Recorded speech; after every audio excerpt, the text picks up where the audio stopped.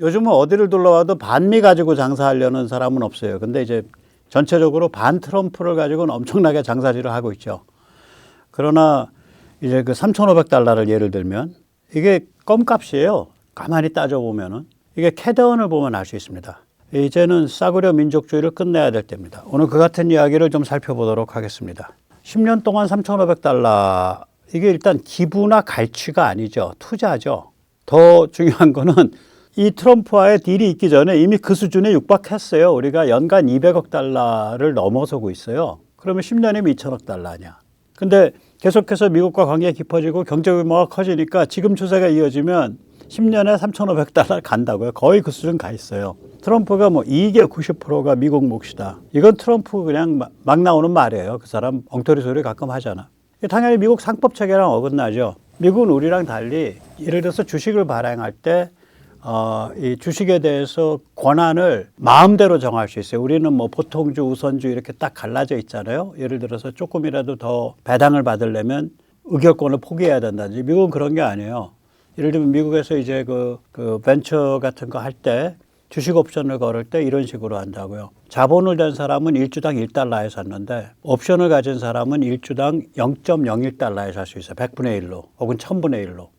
근데 주식 권리는 똑같아요. 약간만 달라요. 형식적으로. 예를 들어서 회사를 해산할 때 우선권을 갖지 않는다. 그 조항 하나 두고 1000분의 1 가격 매겨놓고 그거를 이제 엔지니어랑 예를 들어서 100만 주를 줄 텐데 1년에 20만 주씩 5년이야. 뭐 이런 식으로 계약하는 거예요, 걔들은. 그러니까 걔들은 주식이 어떤 내용이냐를 정할 때 굉장히 자유의 폭이 커요, 미국은. 그러나 예를 들어서 어떤 국가 간의 자본 간에 있어서 그런 식으로 차등을 둔다. 그럼 미국 상법 체계나 미국의 비즈니스 체계 다 무너진다는 소리지. 말도 안 되는 소리예요, 이거. 아마 의미하는 바는 그 생태계의 90%가 미국 안에서 돌아간다. 뭐 그 정도 뜻일 거예요. 그다음에 이제 이런 식으로 하게 되면 투자 주체가 대한민국 정부가 아니라 기업이잖아. 기업이 못 받아들이죠, 당연히. 그리고 아까도 말씀드렸지만 2024년까지, 그러니까 이 얘기가 되기 전까지 한 해 수준이 200억 달러예요. 지난 10년간 평균. 그러니까 한 해 350억 달러, 이거 우습죠. 예. 이미 그 수준 거의 가 있는데.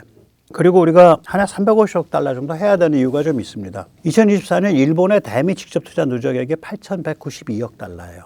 그러니까 올해 말쯤 되면 1조 달러 이거 넘을 거예요, 일본이. 일본이 굉장히 많이 투자해 왔어요. 그럼 뭐 이제, 엔화 캐리가 있지 않습니까? 일본의 국채나 일본의 이자율이 너무 낮기 때문에 일본에서 돈을 빌려가지고 달러로 바꾼 다음에 그 달러를 가지고 미국에 투자하는 그 엔화 캐리라 그러죠. 이런 게 있어서 이 돈이 나갔습니다. 뭐 이렇게 말씀하실 수 있는데 그럼 독일은 어떤데? 독일도 못지않아요. 6,773억 달러예요. 한국은 어쩐데?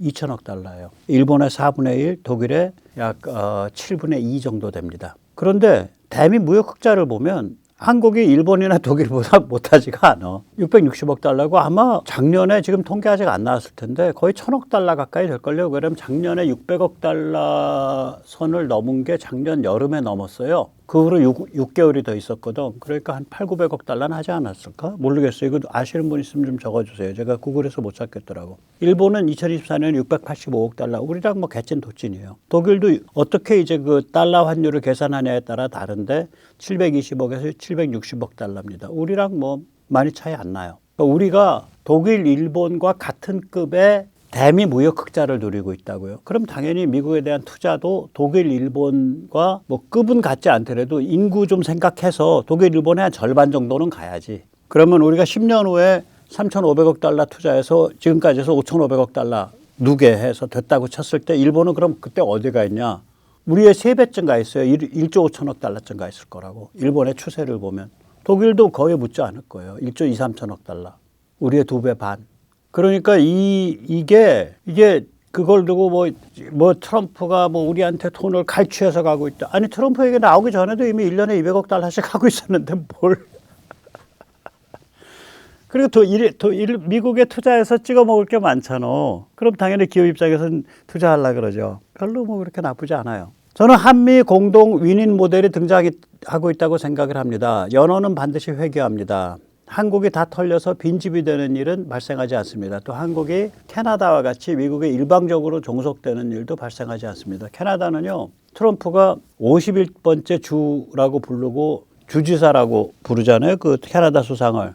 그게 좀 말은 기분 나쁠 수 있는데 진실이에요. 캐나다 수출의 76%가 미국으로 갑니다. 캐나다 원유 수출의 93%가 미국으로 갑니다. 캐나다 퇴직연금 기금, 그 국가에서 운영하는데 국민연금 기금이죠. 국민연금 기금이 세계에서 제일 큰 것 중에 하나인데 그것의 60% 정도가 미국에 투자돼요. 캐나다의 고급, 그러니까 박사학위 소지자의 60, 70%가 미국에서 취업해요. 그러니까 이미 경제적 그리고 국방 뭐 이런 모든 거에 있어서 이미 미국의 한 주예요.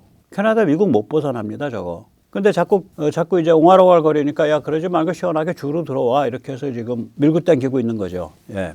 우리는 그렇게 안 가요. 우리는 당연히 그렇게 안 가죠. 우리는 훨씬 더 다변화돼 있죠. 그래서 우리가 뭐 한국이 다 털려서 빈집되는 일은 없죠. 한국이 또 아이덴티티를 상실할 일도 없고. 그러니까 그냥 이거 가지고는 이재명이 특별히 잘못했다 혹은 빈집 털렸다 뭐 이렇게 얘기할 게 없어요. 그러나 이제 제가 진짜 경계하는 건 싸구려 민족주의 선동이라고요. 이 뭐 참 아름답게 생긴 여성 얼굴 걸어놓고 보세요. ICO원들이 총살한다 국민을, 미국인을, 민간인을 처형한다 이런 얘기를 쓰잖아요. 이거 execute, kill 이거 완전히 사실과 다르거든요. 완전히 사실과 다른 얘기예요. 이게 지금 아마 프레티죠. 프레티, 알렉스 프레티 그 병원의 간호사로 일한 저 친구. 저 친구 뭐 간호사인데 지금 저 사람이요. 저 집 타고 다니던 사람이야. 거기다가 여기 보세요. 뒤에 총 차고 있어요. 보이시죠? 그 또라이라니까 솔직히 말하면 바보죠. 미국 같은 나라에서 총을 차고 다니면서 총을 차면요, 우리 뭐랑 똑같은 거냐면, 제가 만약에 싸움을 했는데 어떻게 재수가 나빠서 때렸는데 상대방이 죽었어. 그럼 제가 받는 처벌보다, 격투기 세계 클래스인 사람이 싸움에서 상대방이 맞아 죽었어. 그 격투기 선수가 받는 처벌이 훨씬 높습니다. 왜냐면 저는 그냥 상해치사 뭐 이런 비슷한 건데, 때리면 사람이 내가 주먹으로 때렸을 때 상대방이 죽을 수 있다고 전 상상을 못 하잖아. 근데 격투기 세계 챔피언 클래스야. 그럼 이건 걸어다니는 흉기라고. 그러니까 옛날에 유재도 선수가 우리나라에서 미들급 챔피언 나오기 힘들거든요. 미들급은 헤비급 바로 아래잖아요. 미들급 세계 챔피언 선수 아니었어요. 유재도 선수가 은퇴하고 나서 마포의 유독체육관이라고 권투 가르치는 데를 했는데 길거리에서 술 취한 사람한테 뺨 맞고 멍청하게 서 있었다니까. 요만한 사람한테. 네가 유재도야? 네가 유재도야? 그 나중에 다른 사람이 물어보니까 때리면 죽는데 어떻게 때립니까? 술 취한 사람이 날 까부는 거 내가 때리면 저 사람 죽는데 똑같은 거거든요. 총을 차는 순간 활동을 자기가 조심해야 된다고. 자기 자신을 위해서 또 상대방을 위해서. 그냥 총 차고 가서 경찰차 걷어 차고 뭐 뒤에 저기 테일라이트 깨지고 뭐 경찰한테 침 뱉고 저기 침 뱉은 거예요 제일 처음에. 제가 앞에서 잘라서 그러지. 그럼 데스위시죠. 데스위시지. 데스위시. 죽겠다고 한마디로 색쓰는 짓이죠.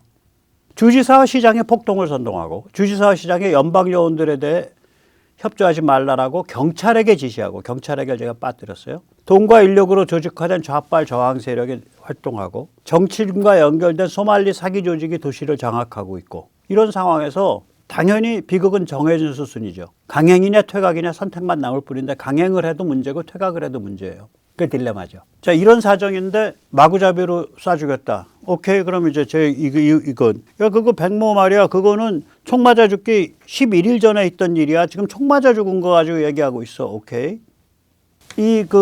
저항이 심하니까 덮쳐서 이제 손바닥으로 때리거든요. 주먹으로 치면 다치니까 손바닥으로 때려가지고 덮쳐서 이제 깨구락질해서 비슷하게 이제 몸부림치는 사람을 아래에다 깔았는데 프레디가 가진 총을 경찰이 뽑고 났을 때 건이라고 외쳤어요.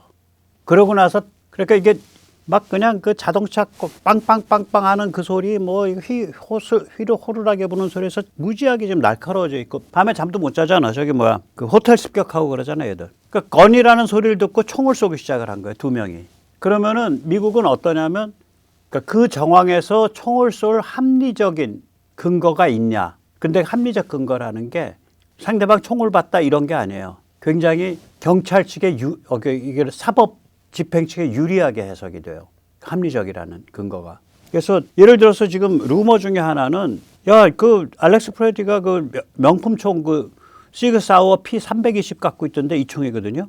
근데 그 총이 홀로 발사, uncommanded discharge 사고로 악명이 높아. 그래서 총을 압수해서 뺐을 때 땅바닥에 홀로 발사될 수 있었어. 그럼 총소리가 딱 나면 이 경찰은 단속요원들은 그게 이제 아이스가 아니고 이민 및 세관이 아니고 저기 그 국경이죠. 그런 사람이 훈련이 되어 있으니까 그냥 총이 나간다고요. 그런 루머도 있어요 지금. 이 총이 저기 악명이 좀 있습니다. 이 총에 좀 악명이 있어요. 뭐 하나 보여드릴게요. 작년 여름에 있었던 사고인데 미 공군기지 그 검문소예요. 저쪽 이 사람 나오다가 지금 총 발사된 거예요. 여기서 총 발사된 거예요.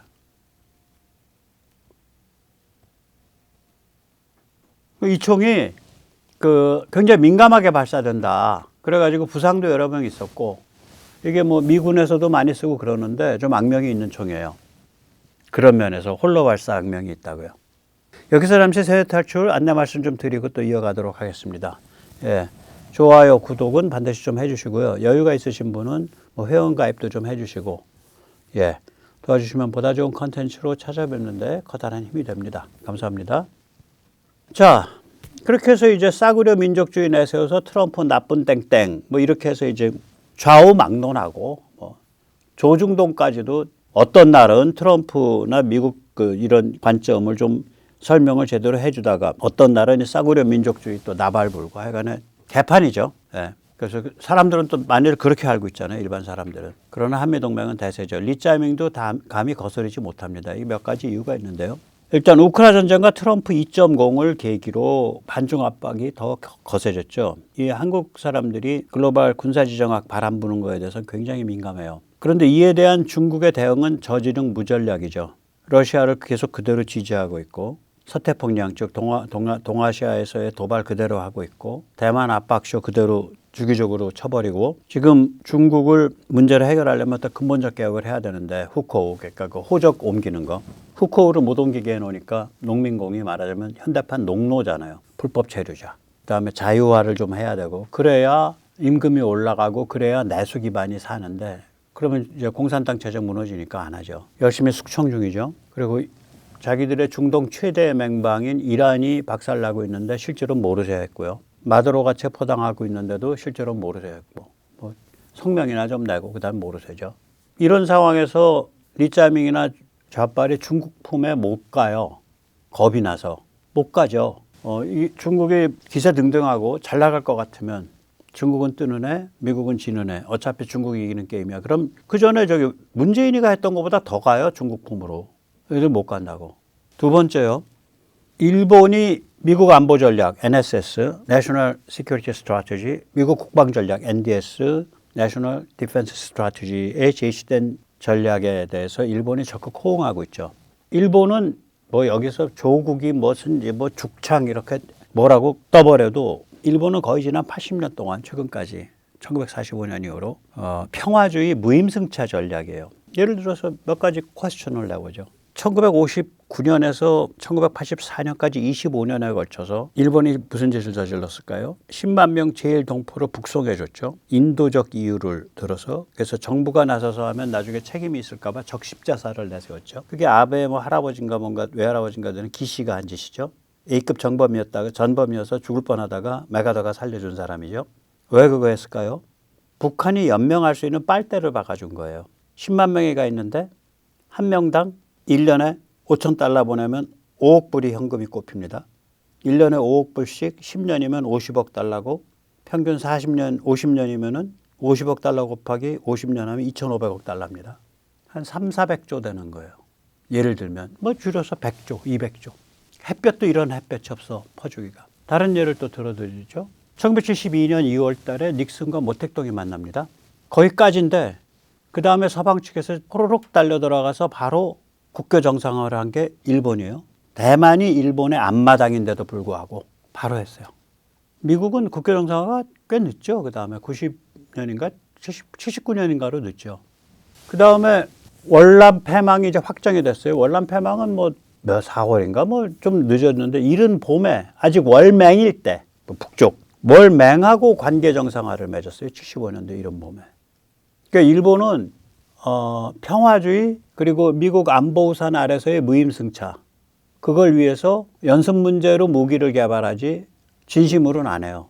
어느 정도 해놓은 다음에 그것까지만 하고 안 해. 항상 이런 패턴이었어요.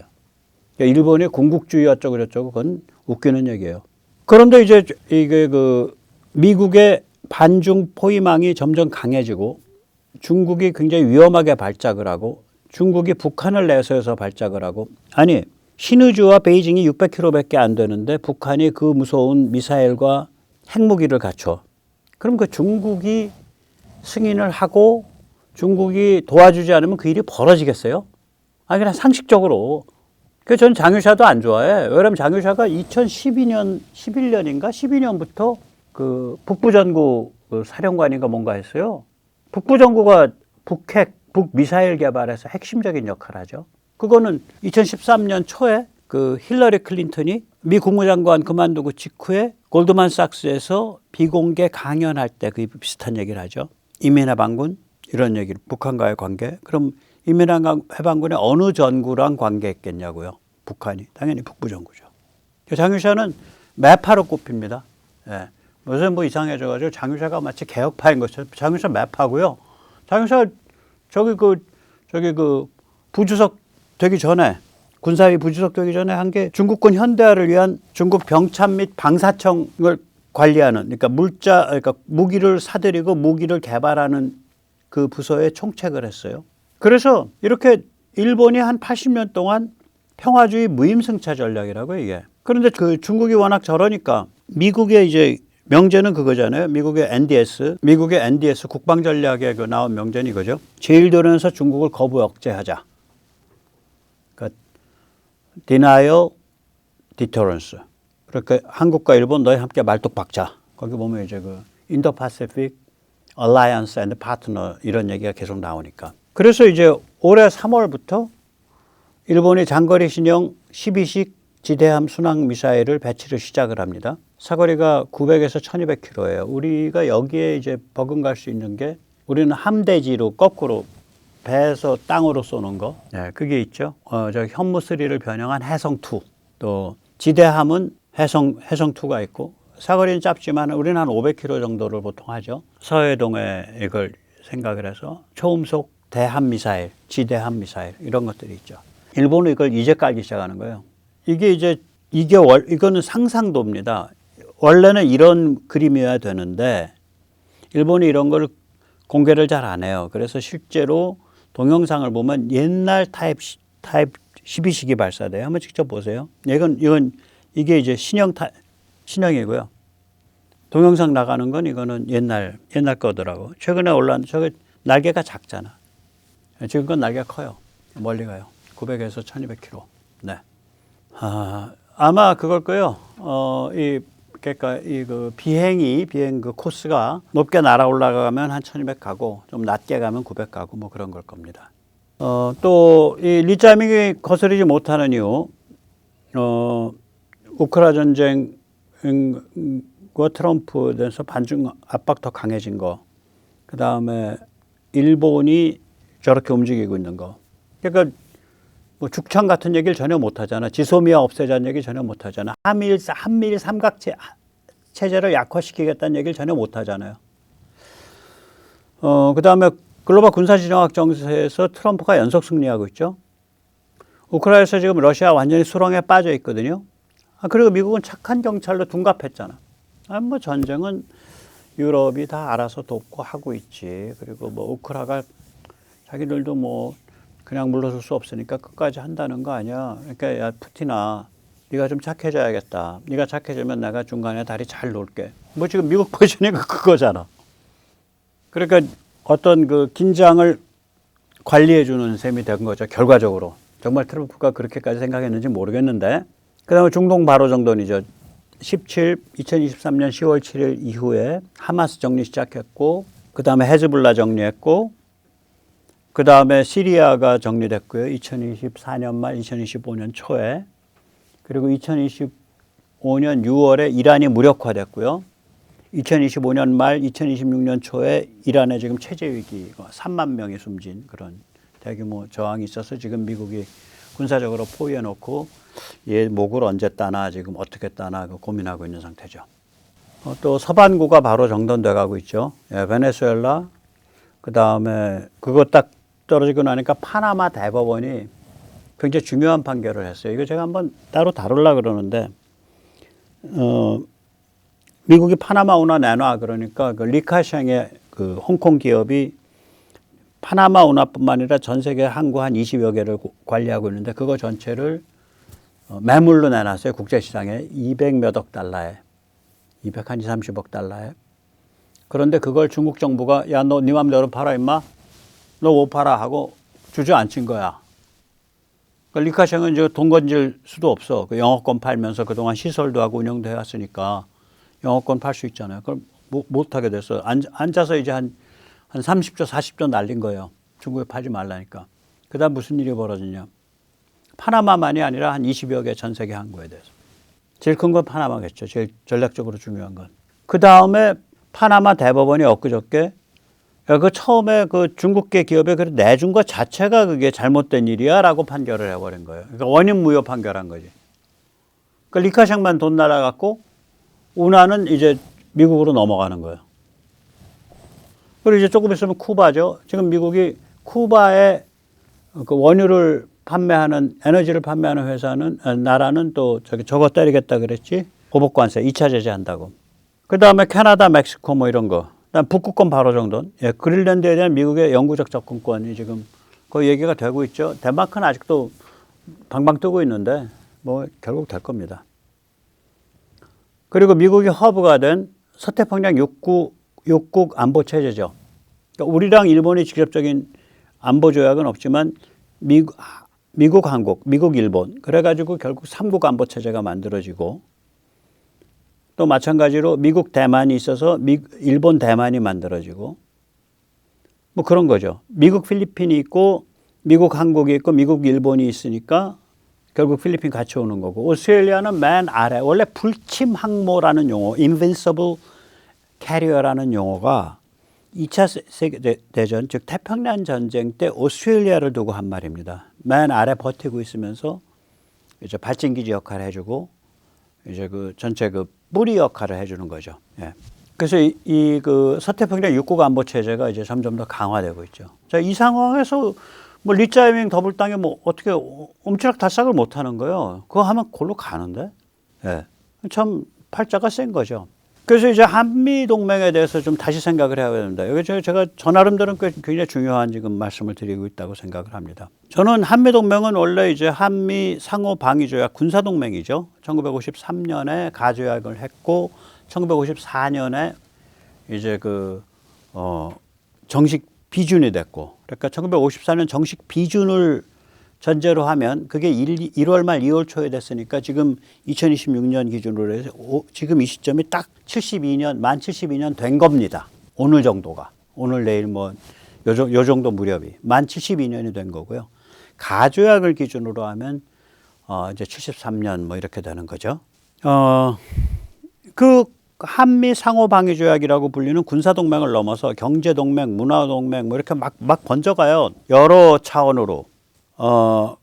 그래서 저는 레티스 동맹이라고 불러요. 레티스는 이제 지금 한참 뜨고 있는 미국의 방위산업 쪽의 벤처 앤드릴이 미군에 공급하고 있는 글로벌 AI를 구축하기 위한 플랫폼을 레티스라고 이름을 붙였죠. 그러니까 세계 각지에 있는 그 센서로부터 들어온 정보를 세계 각지에 있는 미군 단위에게 각각에 맞는 방식으로 뿌려주는 것을 총괄 관리해주고 또한 마찬가지로 세계 각지에 있는 미군 단위에게 상황에 맞는 무기를 추천해주는 것을 총괄 관리해주는 그 플랫폼이 이름이 레티스입니다. 그걸 OS라고 불러요. 운영체제라고. 근데 그게 운영체제인지 아니면 뭐 플랫폼인지 그건 잘 모르겠고 운영체제는 아니겠죠. 그 위에 바로 올라타서 운영체제 같이 움직이는 거죠. 비슷하게. 그 레티스라는 건 원래 이게 레터스면 유면은 뒤가 유면 상추고요. 레티스는 그게 아니고 원래는 2차원 망 형태의 격자 구조예요. 이거 어디 쓰는 건데 지금 펜스 치잖아요. 그물망. 그런 걸 레티스라 그랬어요. 그러면 옛날엔 그걸 어디다 썼는데 우리 지금도 이제 어떤 정원 같은 거 있으면 이쪽 공간과 저쪽 공간을 구별은 해야 되겠는데 이렇게 구멍으로 들여다볼 수 있게 만들잖아. 그럼 그걸 레티스라 그래요. 실제로는 많이 쓴 건요. 우리도 많이 썼습니다. 우리 그 전에 이제 집 질 때 그 벽을 쌀 때 우리가 저걸로 쌓잖아요. 진흙으로. 그럼 저는 어렸을 때 그런 집이 이제 그런 집을 해체하는 걸 직접 봤다고요. 그 집을 해체를 하다 보면 대나무를 가지고 이렇게 그 2차원 망 형태로 만들어서 가운데 들어 있어요. 그러니까 그 구조물이죠. 그런 데 쓰는 거예요. 이게 원래 레티스란 말이. 그런데 지금은 다차원 엮임 구조를 뜻해요. 지금 이런 모양들을 다 레티스라 그럽니다. 그래서 왼쪽 같으면은 저거는 그 탄성이 좋죠. 그래서 저런 모양은 신발 밑창 같은 데 많이 쓰고요. 맨 왼쪽. 가운데는 동그란 건 저거는 특징이 뭐냐면 어떤 특정 공간에 집어넣으면 변형이 돼서 쭈글쭈글 변형이 돼서 그 안에서 가서 버텨. 그 다음에 이제 밑에 있는 거 저거는 뭐냐면은 어떤 데서 쓰이냐면 도료, 피막 형성할 때 쓰여요. 어떤 물질을 칠했는데 걔들이 저런 미세 구조를 가지면 자기들끼리 지탱을 해서 그 위에서 버텨준다고. 그 모체에 달라붙는 접착력뿐만 아니라 자기들끼리 저런 구조로 버텨줘요. 오른쪽은 저건 열교환기 같은 데 쓸 수가 있겠죠. 그러니까 저런 거 만들어 놓고 저기다 고압으로 냉매 집어넣으면 냉매의 온도랑 바깥 온도가 이제 열교환이 일어나는 저런 거 쓸 수 있는데 가만히 보세요. 저런 구조물을 만들 때 제일 먼저가 뭐겠어? 제작하기가 정말 어려웠을 거 아니에요. 근데 이제는 저걸 막 제작해요. 왜냐? 3D 프린팅 기술 때문에. 레티스를 많이 쓴다고요. 점점 더 많이 써요. 이제는. 3D 프린팅이 나와서. 저는 이제 한미 동맹이 레티스 동맹으로 가고 있다. 레티스 구조의 동맹으로 가고 있다고 생각을 해요. 여러 차원에 걸친, 여러 측면에 걸친. 뭐 제일 처음에 이제 군사동맹부터 시작을 하면 세계 최강의 혈맹 역사 76년째죠. 그러니까 1950년에 시작한 거니까. 한미 상호 방위 조약은 1953년을 기준으로 하면 73년이 꽉 차서 74년째 들어가는 거고 54년을 기준으로 하면 72년이 꽉 차고 73년째 들어가는 겁니다. 한국은 제1도련에서 솟아난 창끝이에요. 제1도련에 속하진 않아. 근데 한국도 군사 지정학적으로는 섬이니까 이거는 First Island Chain이 아니라 아일랜드 제로야. 0번 섬이에요. 그러니까 제1도련은 안 들어가지. 그러나 거기서 솟아난 창끝이에요. 그래서 중국 심장부를 정조준하죠. 그런 의미에서 제1도련의 린치핀이에요. 한국이 깨지면 제1도련 자체가 파삭파삭 간다고. 자, 여기까지 와 있어. 그리고 이게 점점 더 중요해져. 이런 군사 동맹의 군사적 의미가. 그러니까 더블당하고 리짜임이 입도 뻥끗 못하는 거예요. 그걸로 가죠. 두 번째는 군사동맹과 좀 다릅니다. 방산동맹. 이거 Defense Industrial Base, DIB라고 보통 합니다. 방산기반동맹. 민주주의 무기고 동유럽, 북유럽의 안보를 확보했죠. 아마 푸틴이 이제 제일 미워하는 나라가 한국이 됐을 거야. 그다음에 중동, 동남아의 안보를 강화했죠. 그다음에 미 방산 강화 도우미 역할을 하고 있잖아요. 미 해군 등을 위한 미국 방산 강화 도우미. 자, 여기까지 뭐 잘 아실 거예요. 금방금방 넘어가죠. 경제동맹이죠. 이것도 잘 아시죠. 한미 공동번영 윈윈 모델이 확립되는 중이죠. 반도체, 원자력, 핵융합, 조선, 자동차, 전고체 배터리, 삼원계 배터리, AI, 휴머노이드 뭐 꼽을 수 있는 게 한둘이 아니죠. 미래 먹거리에 있어서 굉장히 잘 결합해 있잖아요. 이게 이런 제조업 강국인 일본도 이런 포트폴리오를 못 갖고 있고 독일도 못 갖고 있어요. 그런데 한국은 갖고 있다고. 한국은 근데 리치가 짧아. 그러니까 미국과 함께 하면은 이게 윈윈이 돼요, 이게. 근데 뭐 그냥 트럼프 저 나쁜 개 땡땡 뭐 이런 식으로. 아, 참. 그 다음 문화동맹이죠. 한류의 본질이 이제 확립돼 가고 있는 거예요. 제가 캐더원을 굉장히 주목을 하고 있는데 이게 한류 2단계거든. 캐더원은요, 일본계 미국 자본 소니죠. 배포 형식은 OTT, 오버 더 탑, 넷플릭스죠. 그 미국 회사지. 누가 만들었어? 한국계 캐나다인 매기캉이 감독이야. 거기 출연한 사람들 한국계 미국 시민권자들이 아마 이재 씨도 한국계 미국 시민권일 거예요. 뉴저지인가에서 태어났다고 하는 것 같은데 그러다가 청소년 때 한국에 와서 SM 인터테인먼트로 들어간 것 같은데 나머지 한국분 그 헌트릭스인가 거기 한국 두 분도 다 미국에서 태어난 사람들이고 그리고 거기에 뭐 그 같이 작사한 뭐 손드릭스인가 뭔가 이런 사람들 다 미국인들 아니야. 같이 뛴 사람들. 그러니까 미국 작품이라고. 한국계 미국인들, 한국계 캐나다인들, 한국계 북미인들이 깊게 관계한 미국 작품이에요. 그런데 그 영화의 뒷배경 미장센이라 그러죠. 이런 건 다 그냥 전부 한국을 깔고 있잖아. 코드가 한류 코드고. 이건 2단계로 간 거야, 한류가. 한국의 컨텐츠 회사가 한국의 엔터테인먼트 회사가 한국의 프로듀싱 회사가 만들어낸 아이돌 그룹 혹은 드라마 이걸 넘어서 가지고 한국이라고 불리는 것을 거기에 담긴 게 뭐야? 라는 걸 파고 들어가는 그런 종류의 근데 그 파고 들어오는 주체는 한국계 탤런트들이 대거 참여했지만 일본계 미국 자본과 미국의 컨텐츠 제작 시스템이라고 그리고 미국의 대표적인 OTT 회사에 의해서 배포됐다고. 한국 작품이 아니죠. 엄격하게는. 이게 지금 한류 2단계까지 간 거예요. 그러면 거기서 파고 내려갔을 때 한류에서 뭘 발견하겠어? 그 사람들이 뭐를 띄워주겠어? 어떤 점을 재밌다고 혹은 감동적이라고 발견할까? BTS 노래 이미 나오잖아. 삶의 소중함, 문명의 보편성, 문명의 가치 있음에 관한 간증이에요. 현대 문명 괜찮은 거야. 우리 열심히 하다 보니까 여기까지 왔어. 당신들도 할 수 있어. 삶 괜찮은 거야. 열심히 살아. 굉장히 따뜻한 메시지예요. 그래서 그 팬이 되면 굉장히 열광을 하게 되죠. 왜냐하면 나의 인생에 관한 고민을 덜어줬다. 이런 종류의 그런 그 감동을 받는 모양이에요. 그게 문화동맹이 된 거예요. 그 다음에 이제 마지막으로 한국은 미국에서 진행 중인 도보자공 합집합을 완성시킬 수 있는 최상의 동맹이 됐습니다. 잠깐 도보자공 합집합. 오늘 제가 몇 가지 이제 용어를 이 컨셉을 정리하느라고 주말에 좀 저도 머리를 싸맸어요.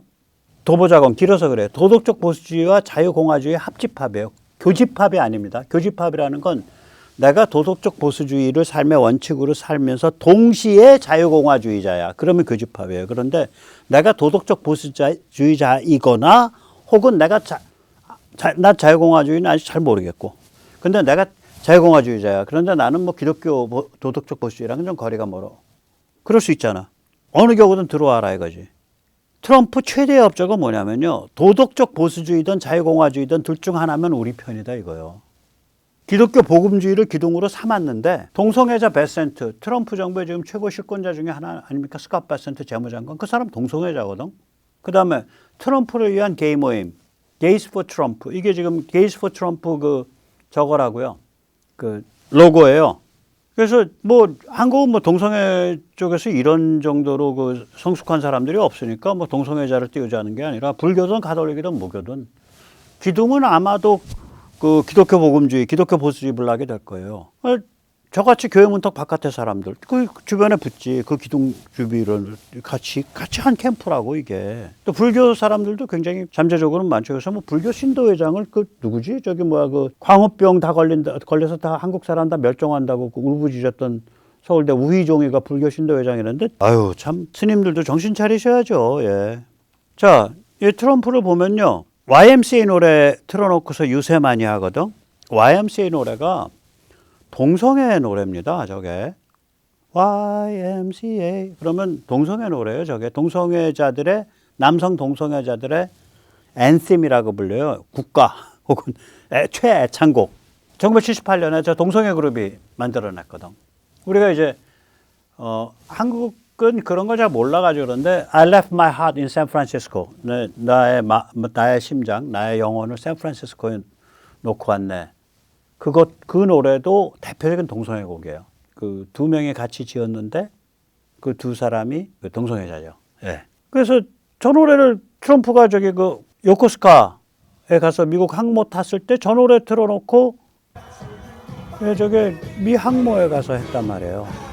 네. 그러니까 저걸 잘 쓰잖아. 유세나 연설할 때. 그러니까 저 문화 코드, 그 안에 숨겨져 있는 문화 코드가 뭐냐고.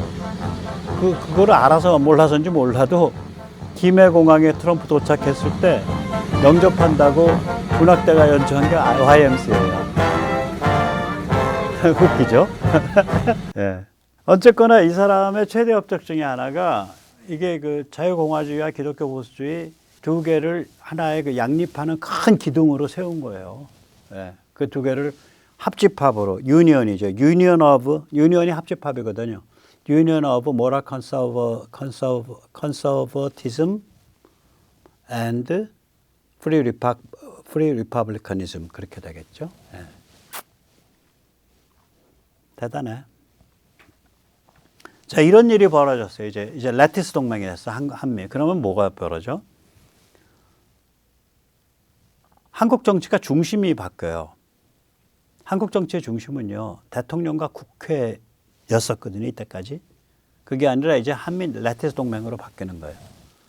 그레고리 핸더슨이라는 사람이 있었습니다. 외교관 출신이고, 굉장히 우리나라 정치학계에서는 굉장히 유명한 책을 썼어요. 소용돌이 정치문화, Politics of the Vortex라고. 한국은 소용돌이 정치문화예요. 소용돌이가 이렇게 말아서 들어가잖아. 그럼 중앙에 뭐가 있는데? 대통령 등 중앙 권력이에요. 말려 들어가는 사람들은 뭔데? 이 사람들 뭐 보면 원자화된 개인이야.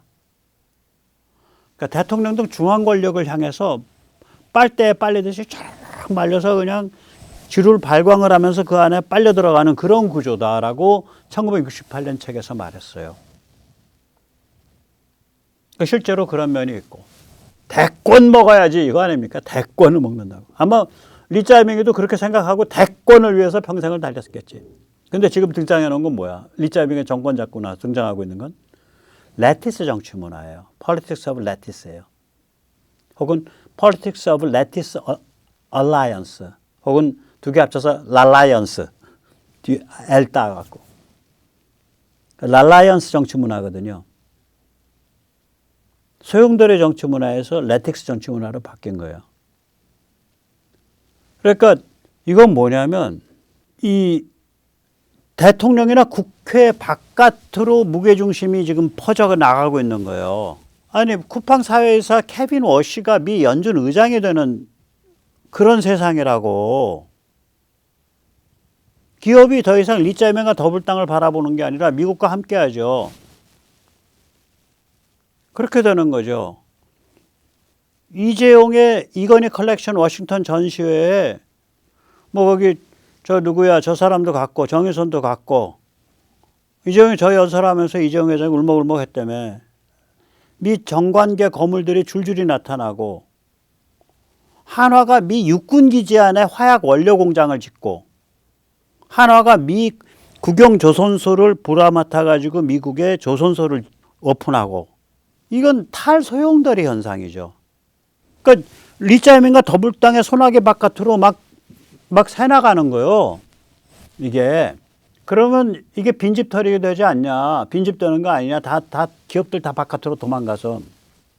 아닙니다. 이건 나중에 제가 한 번 더 다루겠지만 한국이 아까도 제가 캐나다 얘기하면서 얘기를 했잖아요. 한국은 훨씬 더 다변화돼 있어요. 그리고 뿐만 아니라 2000년 동안 중국에 대하여서 자기를 단련시켜온 그 뿌리를 따지면 빙하기 때 한반도에 최초로 진입한 현생 인류 2만 5천 년까지 올라가는데 왜냐면 빙하기 때 여기 들어온다는 게 웬만한 또라이 아니면 못 들어와요. 빙하기 때 현생 인류는요. 개활지에서 던지는 창, 제블린을 가지고 살았던 사람들이에요. 그리고 그때는 활도 없었어요. 2만 5천 년 전은. 활은 한 10,000년 전으로 지금 추정이 돼요. 그런데 여기는 숲이 우거진대요. 한반도는. 2만 5천 년 전에 날씨가 추워지고 건조해지면서 시베리아에서 살던 사람들이나 다른 사람들이 그러니까 만주 같은 데 가다 한대 사막이 돼요. 시베리아도 그렇고. 그걸 영거 드라이어스 기간이라고 부르거든요. 영거 드라이어스 기간 동안 그렇게 되니까 거기서 죽든지 아니면 다른 사람들 이미 살고 있는 저기 그 남쪽에 가서 이거 칼질하면서 잡아 죽이든지 아니면은 무시무시한 호랑이와 범과 곰이 날뛰는 어둑어둑한 숲속으로 들어오든지 그 어둑어둑한 숲속이 한반도라고요. 그러니까 그때부터 또라이야. 좋은 말로. 그리고 한 2000년 전쯤 되니까 물론 그 사람들의 직계후손만 있는 게 아니라 그 다음에 계속 이래저래 왔죠. 2000년 전쯤 되니까 그때부터는 중국에 대한 문화 정체성을 유지하는 것. 자기들의 정체성. 나란 말씀이 뒷극에 달라. 또 그 똑같이 왕건도 똑같잖아요. 우리는 중국과 다르다. 왕건의 그 훈효십조에도 그렇게 나오잖아.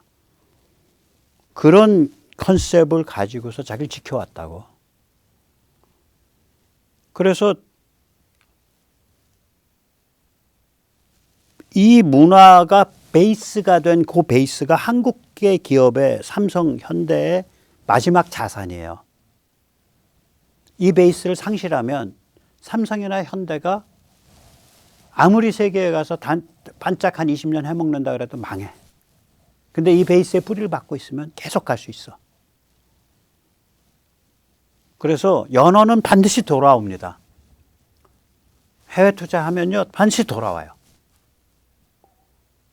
지금 이재용 회장이나 정의선 회장이나 김동관 회장이 해외에서 열심히 활동하면 그게 다 우리한테 나중에 다 돌아와요, 이 땅으로. 그런 거예요, 이게. 어쨌거나 지금 이렇게 그래서 탈소용돌이 현상이 벌어지고 있는 거거든요. 그러니까 대통령이나 국회나 더불당이 n분의 1이 돼가고 있는 거예요, 급속하게. 이게 얼마나 황당한 상황이냐면 제가 이재용 회장이랑 깜빵 동기 아닙니까? 그 양반도 단독 살았고 저도 단독 살았어요. 단독은 뭐냐면 독방인데 움직일 때 일거수일투족할 때 방 바깥에서 항상 교도관이 따라다니는 거야. 에스코트하고. 그래서 접촉을 다 끊어요. 이렇게 마주칠 때는 버스에서 이렇게 눈을 마주칠 수 있고요. 재판 받으러 갈 때. 그다음 아니면은 이제 저기 독방들 운동시설이 있죠. 단독과 독방이 하는 동그란 피자판이라 그러죠. 피자판 같이 생겨갖고 이렇게 나눠져 있는 거 방사형으로. 그러니까 한 칸에 한 명씩 집어넣고 중앙에는 감시탑 서 있는 건데 뭐 옆방이나 옆에 방에서 운동했죠. 저 양반이. 그때 의연하더라고. 아마 서울대 동사과 출신인데 저 학번들이 80인가 81쯤 되지 않나 저 양반이? 저 학번들이 감옥 많이 갔어요. 그러니까 친구들 감옥 많이 가고 가슴 아파하고 뭐 이런 거를 겪어서 내가 이 나이에 뭐 빵잡이 한번 하는 것도 괜찮지 이렇게 생각하는 것 같은데 친구들이 많이 동사과 같으면은 재적 학생이 한 60, 저 학번이면은 80년대 초 학번이면은 20명, 30명일 텐데 한 학년에 30명이라 그랬을 때 30명이라고 전제하면은 확률적으로 한 20명 정도가 감옥 갑니다. 동사과는. 예. 제일 많이 감옥 가는 과 중에 하나예요. 사회학과, 동사과, 국사과 여기가 감옥 가는 비율이 제일 높거든요. 예. 그러니까 가슴앓이도 많이 했을 거야. 예. 많이 했을 거예요 그때. 어쨌거나 그때 이재용 회장을 감옥 살렸을 때 문재인이가 그게 뭐죠? 결국 승마랑 관심법이잖아. 관심법에 의한 뇌물. 승마에서 말 내준 거, 정유라 씨한테 말 내준 게 뇌물이다 이거 아니야. 지금 20만 전자 찍고 20만 주당 20만 원을 지금 넘어가서 아마 25만 원 올해 말까지 그렇게 갈 수도 있는데 삼성전자만 삼성 SDI는 세계 최초 전고체 생산한다 그러고 있는 회사를 디자인해서 이끈 거 아니야. 나와가지고 이나노 이끌고 파운드리 이끌고 해서 대성공시키고 있잖아요. GPU 이끌고. 그런 사람을 이런 허잡지 않은 걸로 감옥을 살린 게 문재인이고 문재인이 다음에 나온 게 이제 리짜이밍인데 리짜이밍은 감히 이런 짓 못하지 이제. 못해요. 이미 한국 정치가 그걸 넘어섰어. 제가 오늘 좀 너무 너무 낙관적으로 얘기하나요? 또 문화 분야에서 앞으로 반미 해체주의는 명함도 못 내밉니다. 2002년 싸이가 랩으로 불렀었죠. 효순미선 집회 때. 이게 효순미선 집회예요. 예. 성조기들이 다 구멍 뚫리고 찢어졌잖아. 미군 그 가족, 애비, 애미, 며느리, 자식 천천히 고문해서 죽여 이런 랩을 불렀어요. 싸이가 그때 대마를 걸렸던가 그래. 자기 살아야 되니까 왼쪽 애들 주문한 그 노래를 부른 거지. 불쌍한 사람이죠. 그 덕에 효순미선 그 전에는 그랬었죠. 2012년에 저거 뜨고 나서 사과했어요. 근데 저는 사과 안 받아들이고 전 계속 팼어요. 제가 대한민국에서 이거를 영어로 팬 사람이에요. 트위터에. 싸이가 그 당시에 이런 노래 부른 사람인데 뭐가 좋다고 지금 말춤 추는 싸이 좋아해갖고 거기서 너 영어 하는 너 미국인 너 그 사람 좋다 그러냐 그러고 온갖 군데 그냥 페이스북과 트위터에 계속 날렸어 제가. 그때 왜냐하면 나 싸이 씨가 그렇게 개인적으로 무슨 악랄한 성격의 사람이 아니라는 건 잘 알아요. 건너면 알만한 사람이야. 알고 보면 불쌍한 사람이야. 그러나 이른바 엔터계에서 반미 가지고 숟가락 사이즈 부풀리고 더 집어먹으려고 하는 그 근성은 뿌리를 뽑아야 된다고 생각을 한 거예요. 그때. 그래가지고 저 그때 트위터에서 욕 많이 먹었어요. 한국 사람이 지금 세계적으로 뜨는데 너는 속이 좁아 터져가지고 그걸 못 잡아먹어서 지랄이냐 이러고서 국뽕들한테 엄청 먹었어. 2001년 당시 홍대 앞 술집 가면요. 그땐 저 술 많이 먹고 다닐 텐데. No dogs and no GIs라고 딱 자랑스럽게 붙여놔 술집 앞에. 개하고 미군은 출입금지. 요새 홍대 앞에 만약에 어떤 또라이가 미군 출입금지 붙으면은 거의 조롱거리가 될걸요. 불과 20년 전에 그게 개념 있는 그 명판이었어요. 봉준호가 영화 좀 더 팔아보겠다고 그 영화 괴물에서 갑자기 탁 선글라스 끈 미군이 나오고 거기 쫙 노란 연기 뿌려지고 그러니까 한강에 그런 괴물과 같은 생명체가 나타난 게 서울 시내에 있는 미팔군 오염물질 때문이다. 결국 그 소리야. 아니 근데 얼마나 황당하냐면 그게 하나도 안 맞아 들어가요. 영화 전체 문맥에. 그러니까 반미 코드를 안 집어넣으면 펀딩을 못 받든지 혹은 펀딩을 좀 적게 받든지 아니면 몇 명 좀 관객이 덜 오든지 그랬겠지. 그러니까 자기 딴엔 짱구 돌려서 봉준호라는 인간이 거기에 반미 코드를 박았지. 생뚱맞게. 2006년 일이에요. 2021년 오징어 게임. 나 황도혁이 그 인터뷰한다 하고 보고 안 봤어 그 영화. 자기 그 영화 속의 악질 배경 꼭 트럼프 같은 사람이다 이런 취지로 말을 하더라고. 그러니까 우리나라의 그 엔터계에서 반미 코드를 여기저기 박아넣지 않으면 안 되는 그런 종류의 압박감이 있어요. 지금 출판계 같은 데 가서 그 무슨 디자인하고 다니고 편집하고 다니는 친구들 100명 줄 세워 놓잖아요. 90명은 다 엄청난 좌빨이야. 문화판도 좀 그래요. 엄청난 좌빨이야. 그렇게 생태계를 이뤄왔거든. 먹고 살려고 머리가 뇌세포가 그렇게 튜닝된 거죠. 불쌍하죠. 그런데 캐대언이나 BTS는 지금 뭘로 가 있는 거냐면요. 한류 코드의 본질에 가까이 가는 거예요. 뭐냐면 현대문명. 근데 현대문명은 미국이 주도해 왔잖아. 현대문명의 보편성과 가치 있음에 관한 간증이라고요. 그리고 이걸로 캐대언으로 이게 확립돼 버린 거야. 그러니까 앞으로 문화판에서 반미 해체주의 자기 진짜 그걸 마음속에 믿고 있다 그래도 숨겨야 돼. 그래야 밥 먹고 살아. 이제 그렇게 된 거예요. 예. 오늘 여기까지 모시겠습니다. 너무 제가 좀 이렇게 낙관적인 말씀을 드린 것 같긴 한데 전체적으로 보면 굉장히 낙관적인 상황이에요. 그리고 우리가 열심히 투쟁해야 됩니다. 낙관적이니까. 예. 낙관적이니까. 감사합니다.